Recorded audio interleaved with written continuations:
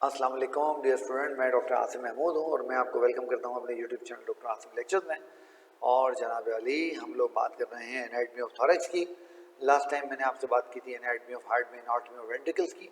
आज मैं आपके साथ शुरू करूँगा बात एनाटॉमी ऑफ लंग्स की। और आपको पता है लंग्स चूँकि हमारे पास थोड़े से कैविटी में प्लूरल कैविटी के अंदर लोकेट करते हैं, तो मैं आपको आज प्लूरल कैविटी और उसके साथ पहले प्लूरल मेम्ब्रेन को समझाऊंगा और वो समझने के बाद फिर मैं आपसे लंग्स की जो है वो बात शुरू करूँगा। ठीक है, तो आइए हम लोग शुरू करते हैं। तो आज हम एनाटॉमी ऑफ थॉरैक्स में बात करेंगे एनाटॉमी ऑफ प्लूरल कैविटी और एनाटॉमी ऑफ प्लूरल मेम्ब्रेन की। मैं डॉक्टर आसिम महमूद, आप लोग मुझे जानते ही हैं। तो पहले हम बात करते हैं प्लूरल कैविटी की। ठीक है, तो ये आप देख रहे हैं, ये हमने एक ट्रांसफर सेक्शन लिया हुआ है, किसका एक डायग्राम है transfer section of the thorax का। और उसमें आप देख रहे हैं ये आपको पोस्टीरियर साइड पे थोरेसिक वर्टिब्री रिब्स नज़र आ रही हैं और एंटीरियर साइड पे आपको स्टर्नम नज़र आ रही है। अब आप देख रहे हैं कि यहाँ पर ये जो सेंट्रल वाला पार्ट है इसको हम मीडियस्टाइनम बोलते हैं, और जहाँ पर हमारे पास हार्ट और हमारे पास ग्रेटर जो हमारी वेसल्स होती हैं वो होती हैं। बट ये जो साइड वाला पार्ट है, जो पेरिफेरल पार्ट है, ये part, this part is known as pleural cavity. ये आपको अच्छी तरह से मालूम है। ठीक है बेटा, तो प्लूरल कैविटीज क्या है? Two pleural cavities, one on the either side of the mediastinum surrounds the lung. अब मैं क्या करूँगा, मैं अब जैसे मैंने अभी ये वीडियो यहाँ पर थोड़ी देर के लिए रोक दी है, आप चाहें तो इसके स्क्रीनशॉट ले लीजिएगा और ये नोट्स आपको काम आएंगे, और जब आप इसको एग्जाम के लिए क्विक रिव्यू करेंगे तब ये आपको बहुत हेल्प करेंगे। अब बेटा, अगर आपने वीडियो को अब तक लाइक नहीं किया तो काइंडली वीडियो को लाइक कर लें, और चैनल सब्सक्राइब नहीं किया तो चैनल सब्सक्राइब कर लें। ठीक है, चल उस बात superiorly they extend above the first strip into the root of the neck. जैसा आप देख रहे हैं ये आपको फर्स्ट स्ट्रिप नजर आ रही है, और देखें फर्स्ट स्ट्रिप से ये ऊपर जाके रूट ऑफ द नेक के अंदर जो है प्रोजेक्ट कर रहा है, जिसको हम जो है वो सर्वाइकल पार्ट भी इसका कहते हैं। वो आपने देखा ना, अक्सर जो डॉक्टर होते हैं वो यहाँ क्लेविकल के ऊपर स्टेथ रख के कुछ सुनने की कोशिश कर रहे होते हैं, तो बेसिकली वो इस जो है वो सर्वाइकल पार्ट को ही सुनने की कोशिश कर रहे होते हैं। फिर जनाबली inferiorly it extend level just above the costal margin. ये जो आपकी कॉस्टल मार्जिन है, इससे थोड़ा सा ऊपर ऊपर ही खत्म हो जाती है, क्योंकि आपको पता है इसके जो डायफ्राम होता है तो डायफ्राम से ऊपर ही होती है। फिर the medial wall of the pleural cavity is the mediastinum. तो मीडियास्टाइनम जो कि इसके दरमियान में मौजूद है, जैसे कि आप डायग्राम में देख रहे हो, तो इस प्लूरल कैविटी और इस प्लूरल कैविटी दोनों के जो मीडियल साइड पे चीज़ आपको नजर आएगी वो आपको मीडियास्टाइनम में नजर आएगी। जैसे आपको एंटीरियर मीडियास्टाइनम और ये पोस्टीरियर मीडियास्टाइनम आपको नजर आ रहा है। ठीक हो गया? ओके, तो ये आपने पूरा पूरा स्लाइड समझ लिया। उस बाद जब हम देखते हैं तो जो प्लूरल कैविटी होती है उसके अंदर जनाब अली दो हमारे पास जो है वो लेयर्स होती हैं। एक हमारे पास पैराइटल लेयर होती है और एक उसकी विसरल लेयर होती है। और जनाब अली इन दोनों को एक दूसरे से जो अलग कर रही होती है वो एक प्लूरल स्पेस जो है वो अलग कर रहा होता है। ये प्लूरल मेम्ब्रेन का जो है वो मैंने बात गालिबन की है, ऊपर गलती से प्लूरल कैविटी यहाँ पे लग गया, तो इसको आप थोड़ा सा ध्यान में रखिएगा, ये प्लूरल मेम्ब्रेन होगा। ठीक हो गया? बल्कि ऐसा करता हूँ ना, मैं लेके आता हूँ, सही कर देता हूँ, मैं इसको लेके आता हूँ, सही ही कर देता हूँ। तो ये प्लूरल मेम्ब्रेन होगा। ओके, हालांकि प्लूरल मेम्ब्रेन आगे उसमें आ रहा है, मगर चले हम इसको यहाँ करेक्ट कर लेते हैं। तो अब जो प्लूरल मेम्ब्रेन होती है ये वो मेम्ब्रेन होती है जिसने हमारे लंग्स को जो है वो कवर किया होता है। ठीक है ना? अब आपको पता है कि दो लेयर्स होते हैं, वो दोनों लेयर्स आपको यहाँ नजर आ रहे हैं, देखिए जगह पे। उसकी वो लेयर जो लंग्स के साथ अंदर की तरफ होगी, ये वाली लेयर, ये इसकी बेटा विजरल लेयर होगी, और ये जो बाहर वाली जो इसकी ब्लू लेयर होगी, ये जो लेयर आपको यहाँ नजर आ रही है, ये इसकी पैराइटल लेयर होगी। और देखें इसकी विजरल और इसकी पैराइटल लेयर के दरम्यान में जो आपको स्पेस नजर आ रही है बदली थी, ये प्लूरल स्पेस है। और याद कर लीजिए इस प्लूरल स्पेस के अंदर प्लूरल फ्लूइड भरा होता है, जो कि आपके लंग्स जब एयर को लेके छोटे और बड़े हो रहे होते हैं, एक्सपेंड कर रहे होते हैं और रिलैक्स कर रहे होते हैं, रिकॉइल कर रहे होते हैं, उस वक्त फ्रिक्शन को रिड्यूस करता है हार्ट के साथ भी और थोरेसिक कैविटी के साथ भी। ठीक हो गया? उसके बाद जनाब अली जब हम बात करते हैं तो अब ये यहाँ भी आपको क्लियर नज़र आ रहा है, ये देखिए अब यहाँ पर आपको क्लियर नज़र आ रही है कि एक लेयर ये नज़र आ रही है जहाँ मैं माउस चला रहा हूँ, बल्कि इस डायग्राम में देखिए, ये देखिए, तो एक लेयर ये है जो लंग्स के साथ है ना, और एक लेयर ये है जो कि थोरेसिक कैविटी के साथ है। तो जो थोरेसिक कैविटी के साथ लेयर है ये वाली, ये आपकी जनाब अली विजरल लेयर नहीं है, पैराइटल लेयर है। जो लंग्स के साथ है ये वाली, ये पैराइटल नहीं है, विजरल लेयर है। और जनाब अली दोनों के बीच में जो स्पेस नज़र आ रही है ये आपकी प्लूरल कैविटी है, जिसके अंदर प्लूरल फ्लूइड जो है वो मौजूद है।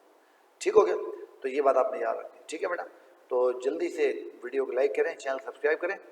तो प्लूरल मेम्ब्रेन की हम लोग बात करें, ये देखिए प्लूरल मेम्ब्रेन है, और आप देख रहे हैं कि इसने पूरे के पूरे आपकी जो लंग्स हैं उनको जो है कवर किया हुआ, और बीच वाला जो एरिया है वो खाली है, जहाँ पर आपकी मीडियस्टाइनम और हार्ट जो है वो मौजूद होंगे।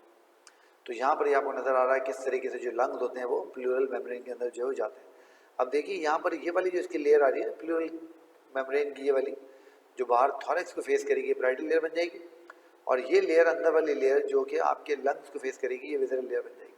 ये बिल्कुल ऐसे है जैसे ये देखें ना, आप इसको ऐसे समझें कि जैसे आप किसी बलून के अंदर फिस्ट जो है वो पंच कर रहे हैं, तो ये आपका फिस्ट है और ये बलून के अंदर आप पंच कर रहे हैं, तो बलून का वो पार्ट जो कि आपकी फिस्ट को कवर कर रहा है ये आपकी विज़रल लेयर हो जाएगी, और बलून का वो पार्ट जो कि अवे साइड पे है वो आपकी पैराइटल लेयर हो जाएगी।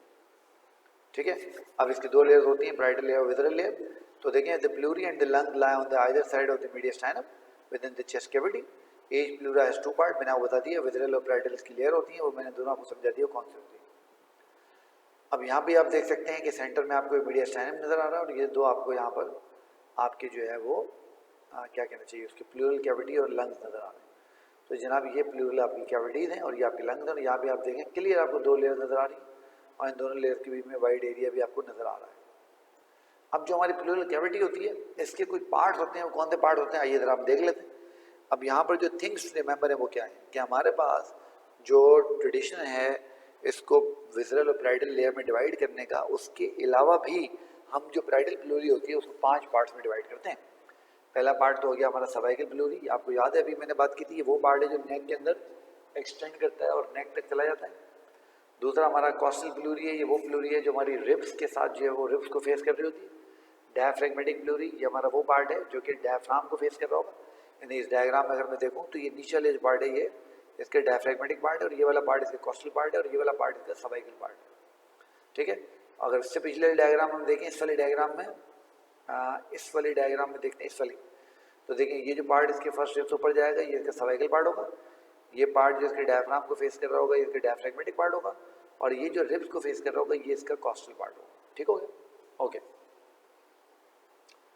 फिर जनाब अली इसके दो पार्ट हमारे पास और भी हैं, एक हमारे पास मीडियस्टाइनल प्लूरी है, और फिर मीडियस्टाइनल प्लूरी चूँकि हमारे पास मीडियस्टाइनम को फेस कर रही होती है इसलिए हमने इसको ध्यान में रखना है। ठीक है, अच्छा अब यहाँ पर एक और बड़ी इंपॉर्टेंट बात हमें ध्यान में रखनी है, और वो ये है बेटा, मैंने आपको बताया कि 5 पार्ट हैं मगर आपको लिखे हुए 4 नज़र आ रहे हैं। कभी कभी ऐसा होता है जब आप बहुत गहरी सांस लेते हैं ना तो आपके पास एक गैप होती है जिसको हम कहते हैं कॉस्टो डायफ्रैग्मेटिक रिसेस। मैं आपको दिखाता हूँ क्या चीज़ होती है।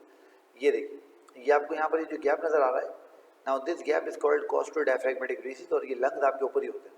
कभी कभी ऐसा होता है आप जब बहुत गहरा सांस लेते हैं तो ये ऑब्लिटरेट हो जाता है, ख़त्म हो जाता है, और चूँकि ये ख़त्म होता रहता है और वापस आता रहता है इसलिए कुछ लोग इसको इसका पार्ट मानते हैं, कुछ लोग इसको इसका पार्ट नहीं मानते। बहरहाल ये आपको मीडियस्टाइनल प्लूरी इसका चौथा या 5वां पार्ट जो भी आप समझ लें वो यहाँ पर नज़र आ रहा है। ठीक हो गया, तो ये देखिए ये आपको कॉस्टो डायफ्रैग्मेटिक रिसेस नज़र आ रही है जो कि आपके रिब्स और आपके जो डायफ्राम है उसके दरमियान में। तो जब आप गहरा सांस लेंगे तो ये कॉस्टो डायफ्रैग्मेटिक जो रिसेस है ये गायब हो जाएगा, है ना। तो इसलिए कुछ लोग उसको इसका पार्ट कहते हैं, कुछ लोग पार्ट नहीं कहते। तो आप चाहें तो 4 पार्ट ध्यान में रखें, सर्वाइकल, कॉस्टल, डायफ्रैग्मेटिक और मीडियस्टाइनल, ये चाहे तो कॉस्टो डायफ्रैग्मेटिक रिसेस को मिला के इसको 5 पार्ट कर लीजिए। ठीक है, तो देखें ये मैंने इस पर लिख भी दिया, आप चाहें तो इसकी स्क्रीनशॉट लेके उसको याद भी कर सकते हैं कि deep inspiration the margin of the base of the lung descend and the costal and diaphragmatic pleurae separates. ठीक है ना, this lower area of diaphragmatic pleurae is referred to as costodiaphragmatic recess. ठीक हो गया, okay.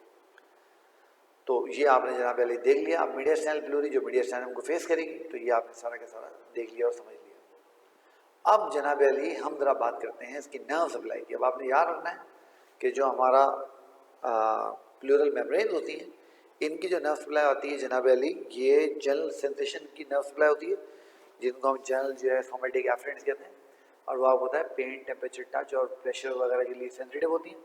अब आपने याद रखना है कि इसको सेगमेंटली इंटरकॉस्टल नर्व सप्लाई करती है, यानी जो इंटरकॉस्टल सेगमेंट होगा उसकी जो इंटरकॉस्टल नर्व होगी वो आपकी प्लूरी को भी सप्लाई करती होगी। ठीक हो गया। अब जो मीडियस्टाइनल प्लूरी है और जो डायफ्राम आपको पता है वो फ्रेनिक नर्व भी सप्लाई करती है, तो ये बात जो है आपने ध्यान में रखनी है।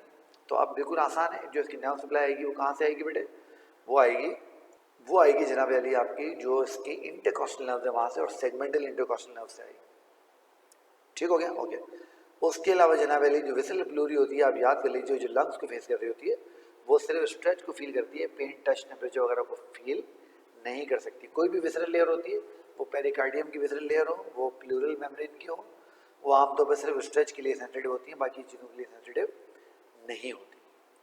तो ये आप देख रहे हैं यहाँ पर, ये आपको फ्रेनिक नर्व जाती हुई नज़र आ रही है, और चूंकि ये मीडियस्टाइनम के दोनों तरफ से होती हुई आ रही है, इसलिए मीडियस्टाइनल पिलूरी को भी सप्लाई करती है, और सेगमेंटल नर्व जो होंगी वो आपके जो सेगमेंटल पार्ट होंगे प्लूरल मेम्ब्रेन के, उनको नर्व सप्लाई देगी। और बाद जब हम ब्लड सप्लाई को देखते हैं तो ब्लड सप्लाई इसकी बहुत मैसिव है, बहुत ज़्यादा है, और बहुत सारी आर्टरी से आती है। ठीक है, तो इसकी अपनी जो ब्लड सप्लाई आती है बेटा वो ब्रोंकियल आर्टरी से आती है, और ब्रोंकियल आर्टरीज आप याद कर लीजिए जो ब्रांचेज है वो डिसेंडिंग एओर्टा की ब्रांच है। ठीक है, फिर इसमें जो वेन है ब्लड ड्रेनेज करेगा वो भी ब्रोंकियल वेन के जरिए करेगा। अच्छा, तो आपको पता है ना, लंग्स के पास दो बड़ी मैसिव आर्टरीज आती हैं जिनको हम पल्मोनरी आर्टरीज कहते हैं, मगर वो डीऑक्सीजनेटेड ब्लड को लेके आ रही होती है। जो ऑक्सीजनेटेड ब्लड होता है वो फिर पल्मोनरी वेन्स के जरिए वापस जो है वो हार्ट तक चला जाता है। ठीक हो गया, तो ये आप देख रहे हैं, ये आपको पल्मोनरी आर्टरी नजर आ रही है जो कि डीऑक्सीजनेटेड ब्लड लंग्स से पहुंचा रही है, फिर ये पल्मोनरी वेन है जो कि ऑक्सीजनेटेड ब्लड को वापस लेके हार्ट के पास जा रही है। अब उसके बाद ये ऑक्सीजनेटेड ब्लड जब एओर्टा में पंप होता है तो फिर एओर्टा जब डिसेंड करने लगती है तो वहाँ से ब्रोंकियल आर्टरी निकलती है, और वो ब्रोंकियल आर्टरीज आपका जो लंग्स हैं उसका जो सब्सटेंस है उसको ब्लड सप्लाई देती है। ऐसा थोड़ी है कि वो जो है ब्रोंकियल आर्टरीज के जरिए या सॉरी पल्मोनरी आर्टरीज के जरिए पल्मोनरी वेन के जरिए ब्लड लेगा, ऐसा नहीं होगा। ठीक हो गया बेटा। अच्छा, अब जब हम इसके लिम्फेटिक ड्रेनेज की बात करते हैं तो लंग्स चूँकि बहुत इंपॉर्टेंट स्ट्रक्चर हैं तो इनका जो लिम्फेटिक सिस्टम है वो भी बड़ा ज़बरदस्त है। ऑल दो कि जो लंग्स के जो एल्विलाई होते हैं उनमें लिम्फेटिक प्रेजेंट नहीं होता है, वहाँ सर्फेक्टेंट वगैरह होता है इसलिए, बट उसके स्टिल के जो सुपरफिशियल प्लेक्सेस हैं आपके पल्मोनरी जो प्लेक्सेस होता है लिम्फेटिक प्लेक्सेस, वो ड्रेन करता है जनाब अली कहाँ पे, ब्रोंको पल्मोनरी नोड में, और जो डीप प्लेक्सेस होता है जनाब अली वो पल्मोनरी वेसल्स के साथ जाता है हाइलम ऑफ द लंग की तरफ, और वहाँ पे जाके वो पल्मोनरी नोड्स के अंदर ड्रेन करता है। फिर पल्मोनरी नोड से जनाब अली वो ब्रोंको पल्मोनरी नोड्स के अंदर चला जाता है। तो सुपरफिशियल और डीप अल्टीमेटली पहुंचेंगे ब्रोंको पल्मोनरी नोड्स तक ही, बट एक डायरेक्ट पहुंचेगा और एक जनाब अली पल्मोनरी नोड्स के जरिए पहुंचेगा। उसके बाद ये सारा का सारा जो लिम्फ है जो कि ब्रोंको पल्मोनरी नोड ने जमा किया है ये ब्रोंकियो मीडियस्टाइनल लिम्फ ट्रंक तक चला जाएगा, और फिर वहाँ से वो ड्रेनेज के लिए चला जाएगा। तो यहाँ पर ये आपको डिफरेंट देखें, ये पल्मोनरी नोड भी नज़र आ रही है आपको, ये पल्मोनरी नोड है, ये ब्रोंको पल्मोनरी नोड आपको नज़र आ रही है, और ये आपको ब्रोंकियो मीडियस्टाइनल ट्रंक भी पूरा का पूरा नज़र आ रहा है। ठीक है बेटा, तो दिस इज ऑल अबाउट बेटा pleural cavities, this is all about pleural membrane. मैं उम्मीद करता हूँ ये वीडियो आपको पसंद आई होगी। अगर आपको वीडियो पसंद आई है तो काइंडली इसको लाइक कर लीजिए। अगर अब तक आपने चैनल सब्सक्राइब नहीं किया तो इसको सब्सक्राइब कर लीजिए। अपने दोस्तों को, अपने आप को और अपने दोस्तों को हर चीज़ से, बीमारी से, बला से जैसे महफूज रख सकते हैं महफूज रखिए। और अगर आपको लगता है कि ये चैनल आपके काम का है और आपके दोस्तों को भी काम का है तो अपने दोस्तों को इसके बारे में ज़रूर बताइए। अपना बहुत सारा ख्याल रखिए, मुझे इजाज़त दीजिए। अल्लाह हाफिज़।